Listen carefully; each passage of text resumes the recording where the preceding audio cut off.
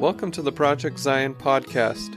This podcast explores the unique spiritual and theological gifts Community of Christ offers for today's world.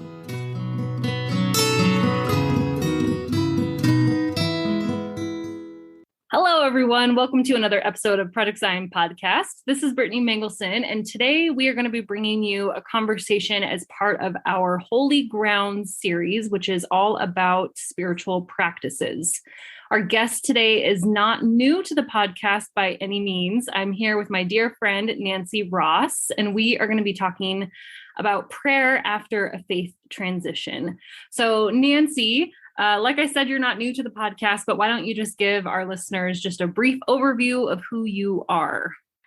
Hello. Thank you for inviting me. I am a former Mormon, and I live in Southern Utah, and I pastor the Southern Utah Emerging Congregation. And yeah, I'm a professor. I'm a professor in my day job, and yeah, that's who I am. Awesome. I'm really excited to have this conversation. And I think that it's going to be more of a conversation, not necessarily a traditional interview, because this is a topic that we are both figuring out. We've both been on our own journeys with for several years. And the request for this episode actually came from someone who is also transitioning out of the LDS tradition. So our framework is largely going to focus on that and our specific experience. We can only speak to our experience. Indeed. But I do think that there's a lot of overlap when it comes to prayer and the type of God that blesses or takes away based on faith, and you mingle in the prosperity gospel, and a God that can stop bad things from happening if you have enough faith. So although we are going to be speaking from our historical context, I do think that there is enough broad overlap that hopefully it will be relatable to a lot of different people. So let's just dive right in. Prayer. Yeah. So, and I feel like what I'm about to say from my own story is like a really common story that I've heard from a lot of people, which is that, I used to pray really regularly. That was very much a part of my like everyday, multiple times a day spiritual practice. And at the time, I probably didn't know that I was getting ready to leave Mormonism, but, I experimented with like praying to Heavenly Mother or, using some different God language, and trying to find some more connection. But I also just got to a point in my faith transition where I didn't know what prayer meant anymore because of those things that you just mentioned, right? Like, I didn't believe that God would make a special intervention in my life just because I asked for something. I didn't believe that my own worthiness could impact God's willingness to intervene on my behalf. And I wasn't sure what that really meant. Or I also, wasn't really sure where I was with God and who God was, right? And so all of these things can make prayer so difficult, right? Like I wasn't really sure who God was, or I was sure who I didn't want God to continue in my life to continue to be who God had been previously.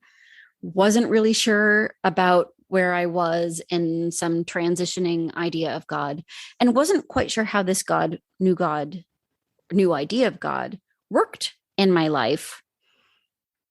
So then what does prayer mean? And it was this real existential crisis, and sometimes I would just find myself wanting to pray anyway, but then feeling kind of ashamed and being like, but what does it even mean? And yeah, what was your experience with prayer? Was that similar? Was that different, Brittany?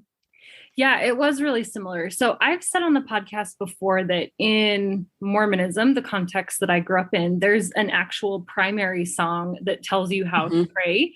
I begin by saying, "Dear Heavenly Father, I thank Him for blessings each day. Then humbly I ask for the things that I need in the name of Jesus Christ. Amen." Those are the lyrics to the song.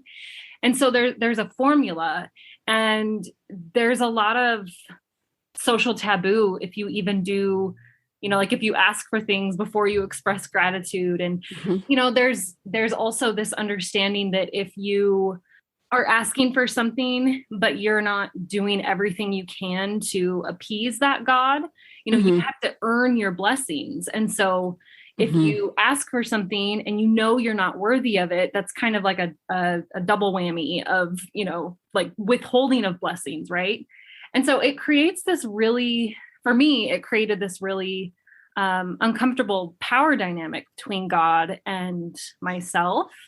And I felt in some ways, if I was living my best life, not in like a living my best life, but like living my best Mormon life, I could somehow control God because I could almost force God in this corner to give me blessings. Like, it sounds weird, but there was a sense of control there. Like I had control, which also meant that if something bad happened to me, then I could have controlled it by doing better things. So that meant that like there was guilt because I didn't live up to this expectation. So I lost control, which creates just a really, really weird relationship with yourself and with God. So after my faith transition, I had no idea what to do with prayer. And there's a lot of interesting dynamics, with pronouns with God, and what is God's gender, and what is God's actual physical makeup, if God has a physical makeup. And so the image of God changed a lot. And then also the theology behind prayer changed. And when I say changed, I mean it basically just crumbled, and I didn't know what to do from there. No, absolutely. I just want to go back to a point that you made just a moment ago, which I think is really important here, which is that with this worldview that you were operating in, that I was operating in, right? It's like God, where God made everything happen, or in the world, like, and the ultimate source of that making things happen was God. So, and within that framework, we interpret all the good things in our lives came from God, and the bad things came from God as well. Right. And so it was really up to us to be worthy enough, and to then always be in communication with God through prayer to like to try and control that process, which was really stressful because often, bad things might happen in our lives.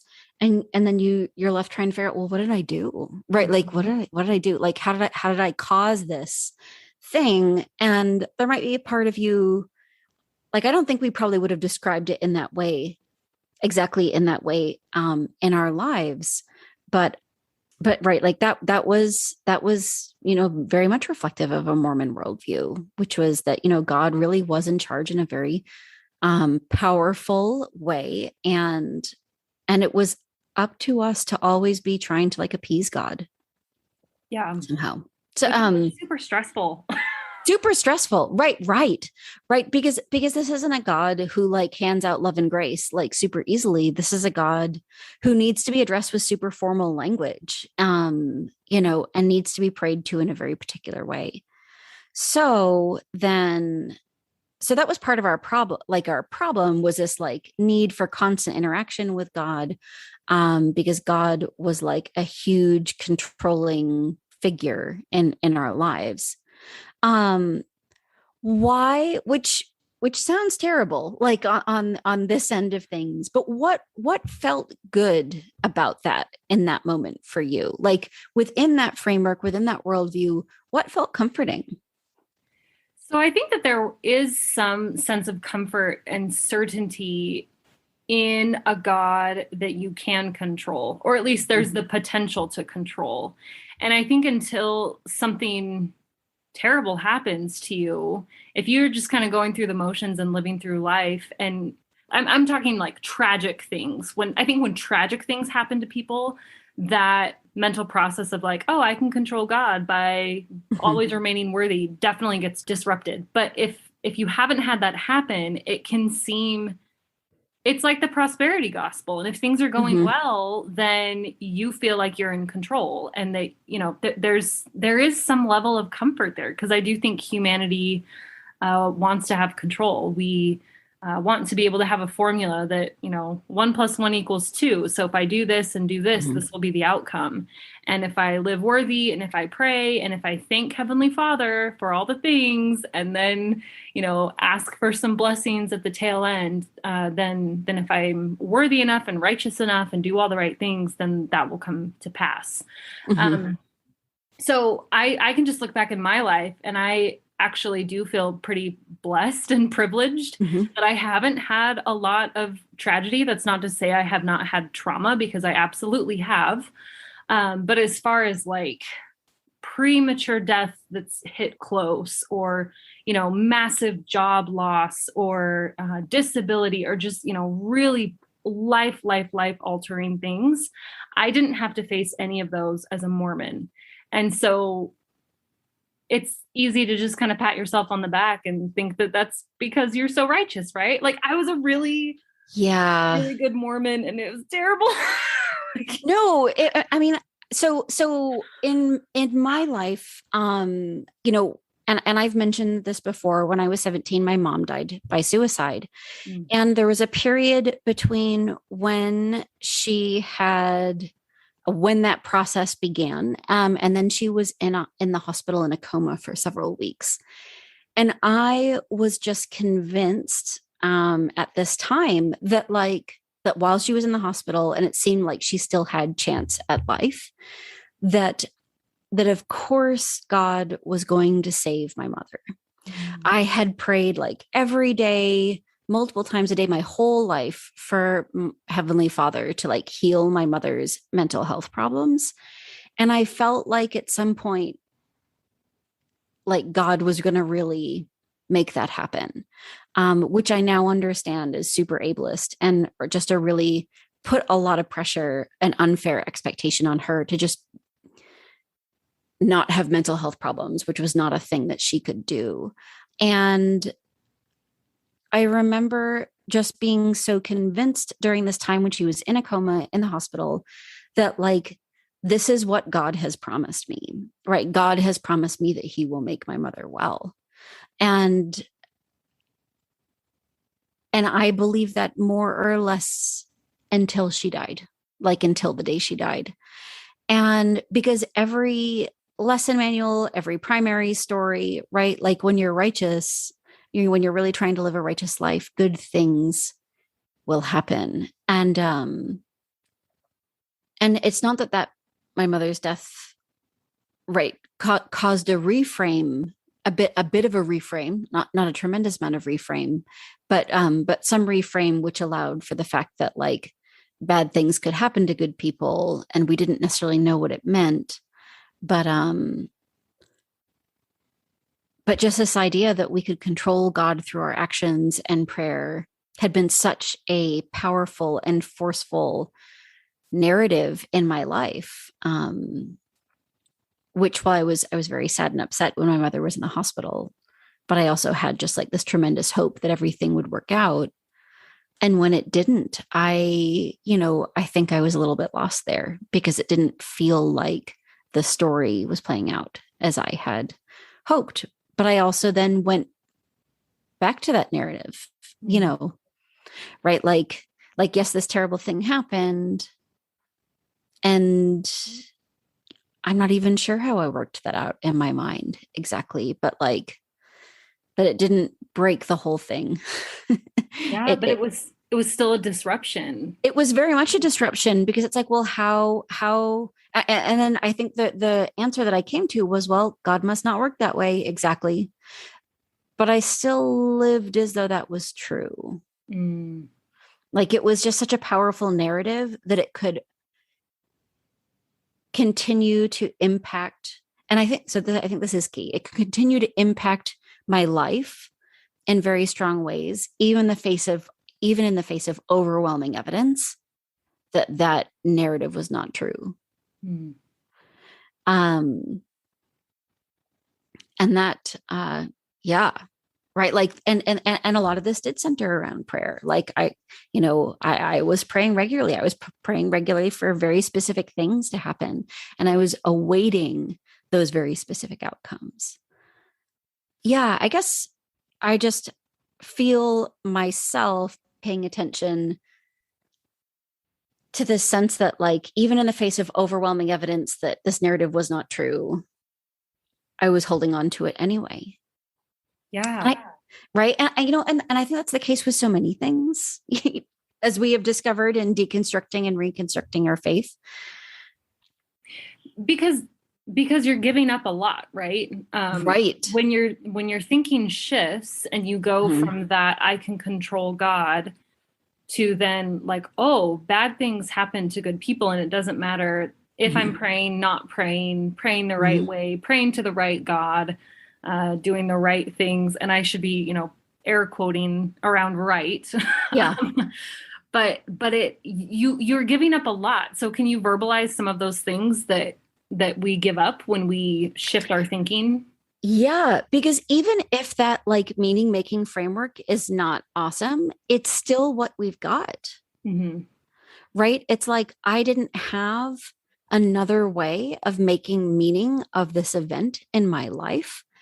And I think I did carry a lot of guilt for a long time because I felt like maybe I had caused it in one way or another, and I think within that meaning making framework, that would make a lot of sense, right? Something terrible happens in your life. Well, you must have done something terrible. And even though I had a lot of people telling me in my life that, like, my mother's death had really been about her illness, it was also just really hard to internalize, because if that narrative wasn't true, then, like, the whole house was going to fall. My whole house of faith was going to fall down. And I just didn't know how to, like, manage that. Right? Like, as a 17-year-old, how do you manage that? Especially when you're a committed believer. Yeah. So it seemed like I had everything to lose, and I was just not willing to lose things in that process. And that the price I paid for continuing that narrative was feelings of guilt and shame to continue to hold on to a narrative that didn't exactly fit my own life story. Oh, man. That's tough. It's really tough. No, it is tough, right? But I also, right, like, in telling this story, it's not because I want, people to feel bad for Nancy. Like, but I'm sure that lots of other people have been through similar experiences where some unexpected thing happened. And then there's, like, a crisis of meaning making. Like, how do we understand why this thing happened? How do we, like, within a religious or spiritual framework? And there just wasn't anything else that I had that could help me make meaning of it. Yeah. So this is making me think of, and I may have shared this on the podcast before too, but I have twins. They're 11 years old. And when I found out I was pregnant with them, I also had a coworker who found out she was pregnant with twins at the same time. We actually had, our due date was either the same or she was due a day or two before me. And so we both worked at the same place. We were friends. We were good friends. And she lost her twins. She miscarried them, and it was absolutely horrific. And, all of our coworkers knew that we were both having twins. So we were going to have this big work baby shower for the 4 babies. And it was going to be this big thing. And then suddenly she didn't have twins anymore. And I was left thinking, what did I do to deserve this? What did she do to deserve this? Like, it was such a split, because when you looked at us on paper, her testimony of Mormonism was probably stronger than mine at the moment, right? She was, I was active and everything, but if you really got us talking, I would say that I had more doubts than she did. And I was struggling with issues of feminism more than she was. And, she's still actively engaged in Mormonism, which is great for her. Right. But it was a really big struggle for me, because how do you pray to God after a moment like that, right? And after this huge thing in your friendship and your work dynamic and all the things, it was a disruption for me, being kind of on the flip side of that, of watching something horrific happen to my friend And yet here I was still benefiting from this shared experience that we thought we were going to be having. And then suddenly she was left with nothing. And it really theologically, again, it just puts these barriers between you and God, because suddenly you're looking at your life and thinking, I couldn't have done anything better than she did, or, had more faith, because again, the reality was I didn't, and I didn't have more faith than she did. And yet we were still left with this reality and having to pick up the pieces and figure out, how do we still maintain this friendship when this point of bonding is now this huge source of pain. And it's really, really complicated. And when you're supposed to feel grateful in the midst of a pregnancy, and you're supposed to still pray the same way, still express your faith the same way, it disrupts everything, and it's awful. So if we can just stay with this, then thank you for sharing this. That's so awful. It's what an awful thing to happen. Right. And then it's like nobody did anything, and yet it affects this relationship, in all these ways, which is just devastating. Yeah. And like you said, humans, we need to make meaning out of a situation, right? And finding meaning in situations when you have a more traditional literalist framework really becomes this God that's controlling things. And again, your communication with God is through prayer. And so it's just this huge ball of wax that is so hard to untangle. So hard. So at that time, do you remember, did you struggle with knowing what to pray? Do you feel like this? I mean, what happened with you in prayer in the wake of this event? Yeah, it was hard because I wanted to be grateful, right? I wanted to express gratitude. But walking with my friend through this really, really difficult experience, it definitely put me on edge, thinking that this could happen to me at any moment. So I kind of buckled down and became more scrupulous in my religious expression. And that was part of me deciding, to be a stay-at-home mom, to really devote everything to my kids. I felt like once they were born, I felt like I had to just continually express gratitude for them and kind of push aside any difficult, feelings that I had. I can look back now and for sure recognize that I had postpartum depression, but I felt like I could only be grateful for them. And so my prayers were not ones of asking for anything. They weren't ones of self-reflection, or, I certainly didn't ask for help. I wasn't inspired to ask for help. I really took on the weight and the responsibility of that. And I didn't lament to God, because if I was lamenting to God, that meant I was ungrateful. So I think that I just turned into this little toxic positivity ball of over-functioning and pretending like I had it all together, because if I didn't, then I was ungrateful. And again, that just creates a weird dynamic between you and God.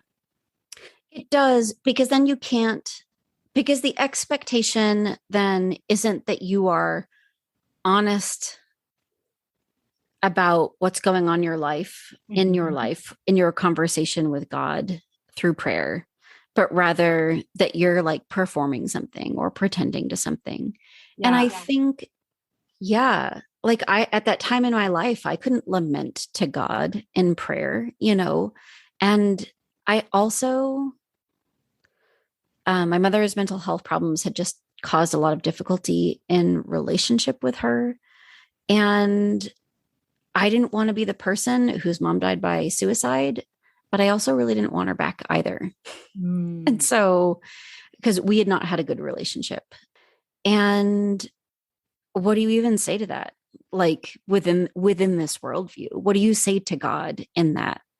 And I think I didn't necessarily jump into over functioning like you had described, but I think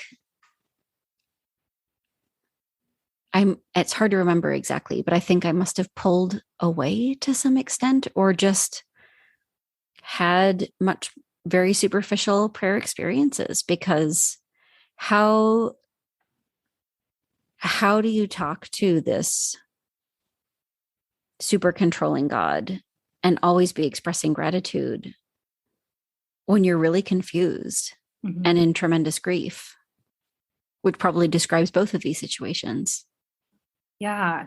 And I think hearing you talk, it seems like it almost creates a dishonesty between the person and God. And I feel like if you can't be honest with God, then you probably can't be honest with other humans, like other people in your life. Yeah. If you're not able to lament to this God figure, whatever God looks like, how are you supposed to be honest and vulnerable with people who actually can physically show up for you and help support you in real life?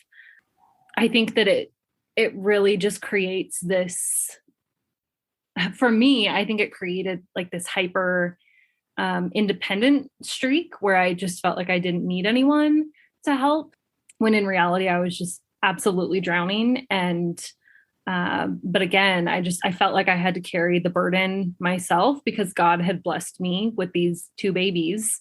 And to be clear, I love my children, but it was just really, really complicated because I was just grappling with this idea of blessing and worthiness and righteousness and being grateful and communicating with God in a way that expressed all of those things, because I didn't want them to be taken away from me. And I kind of felt like they could at any moment, right? Even after they were born, even after they were here, I still had this looming, God is in control. And if he wants to take them, he can. So be grateful for what you have. And that's not a healthy foundation to start parenting on. But that's what happened. No, it's not a healthy parenting, right? And I want to go back to this idea that if you can't be honest in your prayers, like to yourself and with God, it's, that's just going to create a lot of real disconnects in your life. And it did certainly, I think, for me, right. That not being able to speak the truths of our lives is not a sign of health, or certainly not a sign of emotional health, and needing to feel gratitude. And see, the thing is, in the wake of my mother's death, people also expected me to be heroically grateful and these same things. And this was just really complicated. It was very sad and unexpected to me and very complicated. And I had a lot of different feelings about it. And, but I do remember feeling a lot of strong pressure to perform enough gratitude, or to perform a kind of perfect, graceful walk through this awful thing. If that makes sense. It's to be seen to be handling this really well, or to not be sad. And when you have someone close to you die by suicide, everybody's reaction is super awkward. Nobody knows what to say. Everybody says the wrong thing. And then having to take other people's weird expressions of grief and need to handle that well. That's a huge burden for a 17-year-old. That's not a 17-year-old. Yeah, it's a lot. It's a lot. But I also, the people that were closest to me and our family were other church people with the same worldview. Right. So somebody must have, I'm sure people were well, they must have done something, or, I'm sure that, or she got what she deserved, or I don't know what people were thinking, but I think people were also wrestling with this, but also holding our family at a distance. Oh, that terrible thing happened to them, but if I I'm going to try and insulate myself from terrible things and then not have to feel bad. Yeah. Or something. It's so hard. Right. And then how do you pray? How are you like, God, my life is falling apart. Right. Like, how do you then as a faithful Mormon pray to God and be like, my life is falling apart. I'm having a lot of like big feelings. I don't know where to put this. No one can really hear me when I talk, but everybody needs me to be a certain way. Like, and I'm sure that, a lot, I mean, what I'm saying echoes to some extent what you said. Like you suddenly have 2 babies and you feel like people are expecting you to respond in a very particular way that you cannot perform authentically. Mm-hmm. And so then that gap between how you're feeling and how you feel like you need to present in the world has to be filled with like an abundance of effort in that performance. Yeah. Hearing you and I both talk, it almost feels like modern day versions of the song Come Ye Saints, right? Like I'm getting real Mormon here, but like this idea of like people traveling across the country and it's freezing and babies are dying and mothers are burying their children and limbs are falling off, like really terrible things. And then they're singing like all is well. Like, just this amount of like denial. And yet, like, we still need to praise God, like happy day, all is well. And it's like, well, actually, no, life is terrible right now. Yeah, no. And I think that's right. So then I think that there was no space for lament of grief in prayer. Yeah. And there wasn't a lot of space for that in life. And people did not know how to mourn. And I can only imagine that the people in your life, right? Like your other colleagues who were like, wow, kind of, they also wouldn't have known, like, how do we lament with this poor other woman who's just, miscarried twins and celebrate with Brittany at the same time? But right. Like that's really kind of a complicated thing. Super complicated. Right. And that would need like maturity to be able to do both. Mm-hmm. Man, this is heavy stuff. It is heavy stuff. So we've named the problem, right? Okay. Like I think so. Named that praying in the midst of turmoil and doubt and terrible things happening and faith transitions, it's really, really difficult, especially when you have this idea that God is in control. And in some ways, you can control God with your righteousness and the things that you do and the level of your faith. Mm-hmm. So if we shift our thinking away from that, which I understand is a really long process and something that I'm continually doing, what are the types of things that we are gaining, right? Like what is the new relationship with God or just the cycle of life and things that happen to us? Like, has it shifted the way that you interact with just your daily encounters? And how has that changed your prayers? Okay, so that's a great question. So I think there was a while where I just couldn't pray. I didn't want to pray because I didn't know what it meant. And I didn't want to try and pray if I didn't know what it meant. And that was not a problem I could solve. So I just kind of set it aside mostly for a while. And then I was asked, but I probably did pray on impulse sometimes because it had been such a habit and then wasn't quite sure what to do with that either.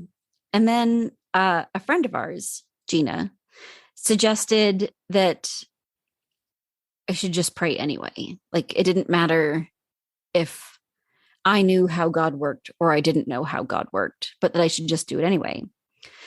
And I felt really silly trying to do it again, especially in the not knowing. But I did start to just feel some relief in doing that, like in kind of bringing a resolution to some of this prayer stuff. It's like, well, I'm going to just do it and I don't know what it means. And that's just going to have to be enough. And so I started doing it again. And it felt like relief. And it also, I didn't use the formal language that I used before. I didn't use gendered language. I feel much more comfortable these days praying, generally speaking, to a God without gender, without pronouns. And so, that felt like relief.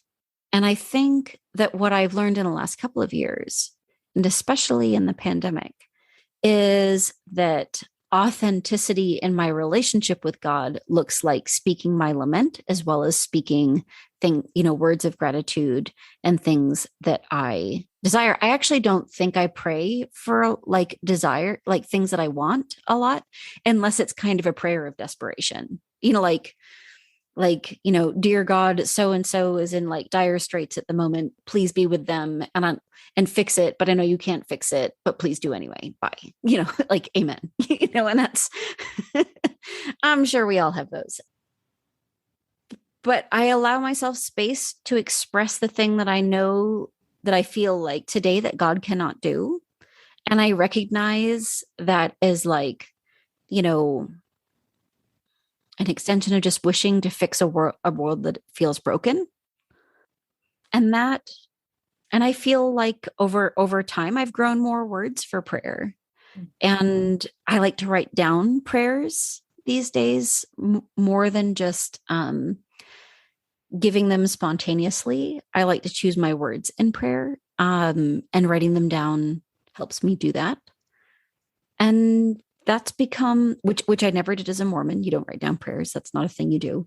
But it is actually a process that brings comfort to me now, but not because I can think I control God through my words and actions, but just because prayer gives me that space for honesty and just naming the things that are pressing in that moment. What does that look like for you today? Have you found a prayer practice? Are there things that work for you or that still don't work for you? Or, what does that look like for you, Brittany? So first I have to say that I think I need to start ending some of my prayers with just bye. I really liked that. But I think that for me, I resonate with writing prayers down. I'm kind of a brain dump person. I really hold a lot of things in and then I just want to process them. Mm-hmm. And I feel like I can be more honest with God these days because I think God can take it, right? I used to have a lot of guilt for being angry at God or being confused by God, that kind of thing. And I don't feel that anymore. I think that God can handle the all of what makes a human, right? So I've done, a gratitude journal, or right now I have a bullet journal that I just do these big brain dumps that I found that gratitude journals, they do get just cheesy after, the first week of doing it. It's like, oh, I'm grateful for my dog. But if I do just a full brain dump of all of the things, all of the good things, all of the bad things, and I actually write them down, whether I physically write them down in my notebook or I do have just kind of a running Word doc that I feel confident in then deleting at any point, because sometimes I'm like, I don't know if I want people to know what's in my brain dump. But the point is that writing is helpful for me more than just closing my eyes and just thinking to myself or verbalizing it out loud. I really think that because I can be honest with God, I am more comfortable being honest with people. In my ministry, a lot of people ask me about my personal theology, right? So I started in this place. How did I end in this place? And I think that a lot of people expect that I have the same level of certainty or confidence in my current beliefs than I, had it with past beliefs. And I think because I am able to express frustration and lament to God, I am able to express that to others. So I feel like it is, in general terms, made me a more honest and authentic person because I'm not constantly trying to hustle for God's love. and I'm not trying to control God. I recognize that I can't actually control the order of the universe, right? No matter how much I try to be a good person, things are still going to happen to myself and to people I love, and that it's not my fault. And that creates big theological questions for me, right? Like this last year and a half has been tough. And I have just wept with grief and anger and just sadness. And God has held that. And it hasn't been fixed, right? Nothing that I've been frustrated about has fully been fixed. And yet I feel like because I can be honest with God, I can be honest with myself, and then I can show up as a minister or as a mom or as a friend in just a more real way. And so, and prayer like touches at all of those points. You know, I've been an elder in Community of Christ, and offering administration to folks has also been something that I've had to reframe, because again, in our former church experience, there was an element of, if you have enough faith to receive this blessing, and things were explicitly said in ways that would make that apparent, that, you know, you need to be worthy of this, and you will receive healing if you are worthy. And to be abundantly clear, that is not what administration is in Community of Christ. But, you know, we often get seekers who are asking for this sacrament, and that they're still kind of in that headspace in some way or another. So prayer theology is something that I encounter every single day. And I have to constantly, well, I guess it's easy for me to kind of revert back to my old ways, right? And thinking that I can control God, or thinking that I still have to hustle for worthiness. I guess what I'm trying to say is old habits die hard. But when I can be frustrated with God and just be honest about that, I feel like that also opens the door to being able to just have more joy with God, and to recognize that I am always worthy, and that I don't need to sell my soul to this over-functioning, dysfunctional relationship with God, that what I have to bring to the table is enough.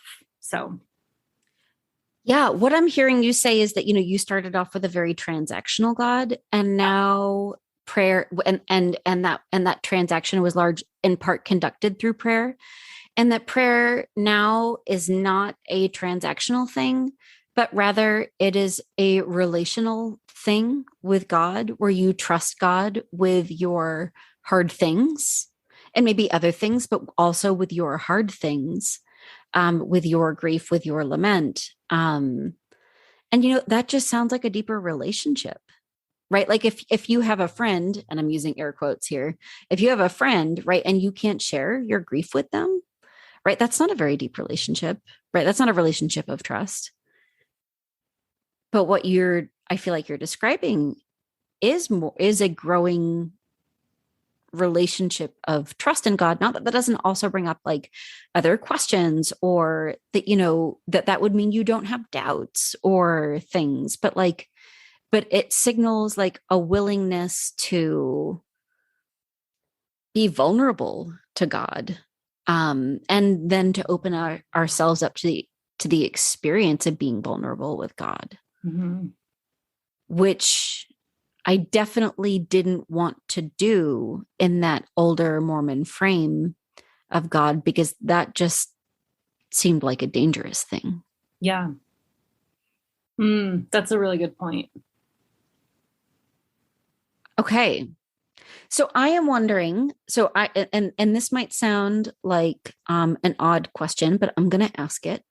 How, as we have this conversation, as we have been exploring prayer, exploring, you know, changing concepts of God, and talking about some tricky things that have happened in our lives and how we responded with prayer, you know, at that time and kind of through our journeys, how does this conversation feel in your body? Yeah, that's a good question. And I think it's an important question because, in our former faith tradition, any sort of discomfort, physical, spiritual, emotional discomfort was supposed to be a signal that we were on the wrong path, right? Which is tricky when you're talking about really heavy things, which we have talked about in this podcast. And I think that, I felt that, right? Like we are talking about difficult things, difficult periods of life, and not just the thing that happened, but what's going on behind the scenes in our head, which are things that we don't talk about all the time. So there is a heaviness, right? There's a sense of grief and of loss that I think I will always carry with me, with the situation that I specifically talked about. But then also the larger conversation about prayer. It was a comforting thing to have a formula. There was confidence there. There was, I can sing the song, right? I already basically did. And it that made me feel like I was part of a theology that had not only a formula of how to get the end result, but it also came with a really tight community. And so recognizing that your theology has shifted, it just brings up all the feelings about faith transition as well and losing that community. However, I kind of joked that I was a really good Mormon, which I feel did not make me the most authentic, best person. And I was not living up to the potential that I had. Like, I don't know how to state that any more clearly. But I was very judgmental, and I was one that would have pointed to someone who had something bad happen to them, and I would have judged them for that. Like I need to own that. Right. Mm-hmm. And so shifting my framework and getting rid of all of that, it was like eating a big old slice of humble pie and recognizing that is not how God works, helped me see humanity in a completely different light. So just because there is suffering does not mean that somebody did something wrong. And even talking about that now, physically in my body, it feels like weights being lifted off. But it also comes with some discomfort because I have to face my own demons and my own theology that was so rooted in prosperity and blessings and obedience and these things that were so easily measurable, right? And just my unhealthy relationship with those things. So I'm facing demons. I'm excited to move beyond that framework. But in doing that, I really do have to face my own demons. So I guess it's complicated. No, and I think, right. And I think that the important thing here is that there wasn't like a problem and you resolved it in the past and now everything is hunky dory, but rather that there was an issue. You made a bunch of steps, but there's also a lot of this working out of like faith and meaning that is very much an ongoing thing that is not stopped by arriving at a similar kind of certainty than what you experienced in the past. Yeah. How does it feel for you? Yeah. So I've really been working on paying attention to the way in which feelings crop up in my body. So when I started talking about like my mom and, what happened and complicated feelings, and even, just admitting out loud that, she was gone, and I didn't necessarily want to be the person whose mom had died by suicide, but I also didn't want her back. Like that's hard to say out loud. Mm. And I feel like a tightness at the top of my chest and in my throat. It's not like acute, but it's kind of just a lingering sadness that just kind of weighs there. But also, just talking through and reflecting on the ways in which things have proved, or even just that, today I feel like I have a much deeper relationship with God. And I feel like the God I know is not fragile, and the God I know can hear my lament, and that lamenting to God is a real act of faith and trust. Not that I have some perfect understanding of God, or that I experienced the certainty that I once did, though I do feel like I have a kind of growing confidence in God. I don't want to say certainty, but I feel like I have a growing something. It doesn't feel as tidy and as warm and fuzzy as my sense of Mormon God did, but it feels present and it doesn't feel conditional. And that's also comforting to me, even if it doesn't come with the same strong feelings of comfort anymore. Like coming to feel like God is with me regardless of what I do, has actually come to be a comforting idea. It just doesn't feel the same as it used to, and I don't want it to, and that's okay. Because that can be complicated. That can be its own complicated thing. Yeah, it can be. I relate to that so much because I keep saying the word hustle, like when you're constantly chasing after God, and when you're constantly wondering what you could have done better or different, that's a really hard God to approach. You don't want to pray in those situations. And regardless of the form that prayer takes, it doesn't feel good to approach this entity that is God when you feel like you're on bad terms. And so shifting the idea that God is always with you, whether you're praying or not, and is inviting you into relationship, and is the one that is constantly reaching out, the one that is constantly having the door open, and that it's unconditional. That's comforting for me, because when I'm facing my demons and looking at past decisions, past frameworks, past judgments that I've laid, past insecurities, current insecurities, right? Knowing that God is with us and that there's really nothing that we can do to change that, I think also helps rid myself of some of my past religious shame. And I mean, you and I both live in Utah, so we're still surrounded by this larger culture, and it can be really easy to feel that shame for going through a faith transition. And like, even that is, seen as like, well, you must have done something wrong to lose your faith. Right. No, totally. This concept just comes up all the time. But if you really, truly believe that God, again, whatever God looks like for you in whatever moment, if you believe that God can be with you, that is with you through all of that, it just takes a lot of the pressure off of you. And you don't have to be super scrupulous, and you don't have to keep chasing God for love and worthiness, and just feed into this dysfunction. And I mean, again, I'm speaking from my own experience, but like my relationship with God was super dysfunctional. And yet I thought I was super righteous.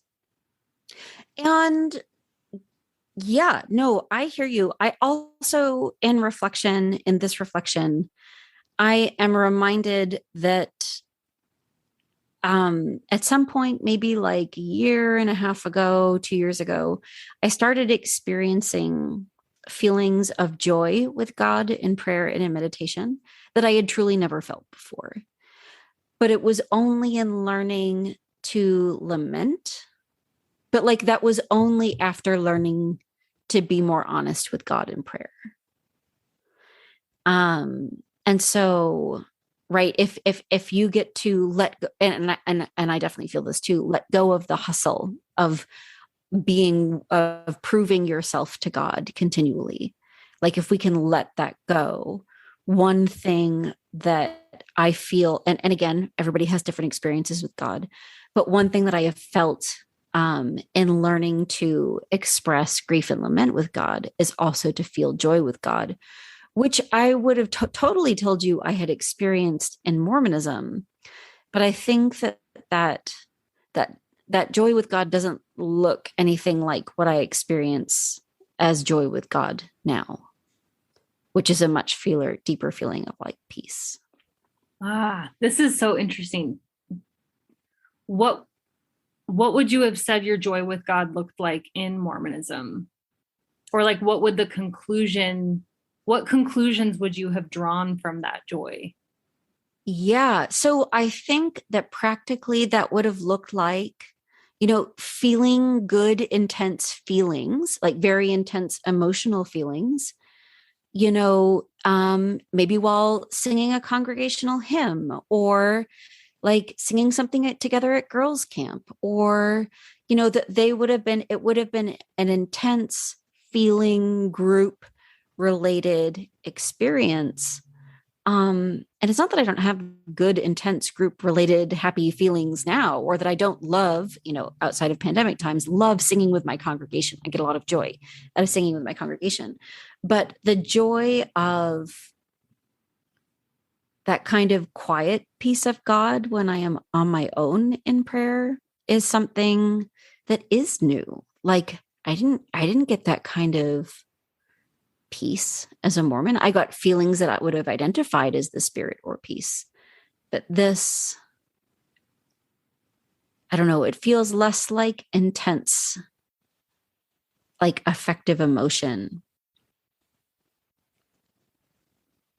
But I'd still describe it as joy. And yeah, sorry, that's about kind of a very abstract, but yeah. Yeah, no, this is really interesting to me because I think that I probably would have been the same way. I would have denied any sense of lack of joy in my relationship with God or in my prayers. But again, I think that in order to feel joy with God, you need to be able to express lament. And I think that in order to feel joy and belonging and connection to a community, you need to have some feelings of like, I am okay. Yeah. And I never felt that, hardly ever. And I always felt like I should be doing more. And so when I sit with God now, it's coming from a place of I am enough. Yeah. And while there's always room for improvement and there's always things that, we could be working on or whatever, but there's a difference. I don't know how to say this. There's a different weight to it because yes, everyone can, be better agents of peace in the world, but yet I'm not coming from a place where I think I'm fundamentally broken. And I think for me, that has changed my relationship with God the most and how I'm able to sit in the presence of God. I mean, that sounds so dramatic, but like sit with myself and whether it's in a formal meditation, whether it's through writing, whether it's through just listening to noises in nature while I'm on a walk with my dog or, practicing some yoga at home or whatever it may be, I'm coming from a foundational understanding that I am enough and that God accepts me and that I don't have to keep bending over backwards to win God's approval. I feel like I've stated this so many times, but I think for me, like that's really what it comes down to is just being okay with myself because God's okay with me. And that's changed how I communicate with God and how I hear God in my life. And that's just a very different framework than the I must control God through my actions and prayers. Just fundamentally different. So, yeah, what are your main takeaways or insights that you want to remember from this conversation? Yeah, so I think for me, number one, there's not one right way to pray. There's not a song that can teach you exactly what you need to pray. Yeah. Even though sometimes that seems easier, and I kind of like being told what to do or having some framework, again, a formula of 1 + 1 = 2, and it's always going to work. But prayer is not like that prayer is a lot more fluid, that praying and experimenting with prayer and pronouns and images, and prayer can be art, prayer can be body movement, prayer can be an intention, a way that you're living your day. I think that cracking open those possibilities has been really, really helpful for me. And again, has just liberated me from feeling like I need to control God. And maybe what I need to do is to make space in my life to be able to see and hear and experience God more fully. And again, in just a more honest way. And it's not that I have to approach God in the right way. It's that I need to open myself up, starting from a place of knowing that I'm enough and that I can't control God. And all I can do is just be open to recognizing the way that God is moving in my life. Yeah. What about you? What are your takeaways? I think what's really rising to the surface for me is that I don't need to perform prayer in a particular way, as you were describing, but that my faith in God has grown since trusting God with my grief and lament. And that, it's not going to lead me back to a place of certainty, but that, and I like the word confidence here, but it is giving me a growing confidence of God, that God can hear me and and be present with me in all the situations of my life. And that is its own kind of comfort, which is very different from certainty. But it's like a constancy that I am still learning to live into. And that feels like the main thing that I want to take away from this conversation, which is that honesty with God has been the best thing for my relationship with God. Yeah, that's beautiful. I think that really has potential to take a person from a very dysfunctional, distrusting place with God, and again, with self and community, and can help us move to a place where we know that we are enough and that God is always present, and that we can invite others to get to know a God that values their worth and is not going to bless them or smite them based on their hustle. So, yeah. Nancy, thank you. I feel like this conversation was like a group processing, something that really does impact us so much. Like we both said, every day, we are impacted by our theology behind prayer, and in a faith transition, feeling like, I felt like I needed to have all the answers immediately, but my relationship with prayer has continually shifted over, the last 8 to 10 years.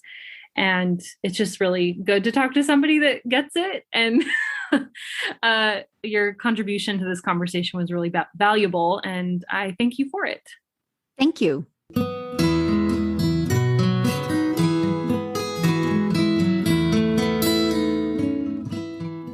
Thanks for listening to Project Zion Podcast. Subscribe to our podcast on Apple Podcast, Stitcher, or whatever podcast streaming service you use, and while you are there, give us a 5-star rating. Project Zion Podcast is sponsored by Latter-day Seeker Ministries of Community of Christ. The views and opinions expressed in this episode are of those speaking and do not necessarily reflect the official policy or position of Latter-day Seeker Ministries or Community of Christ. The music has been graciously provided by Dave Hines.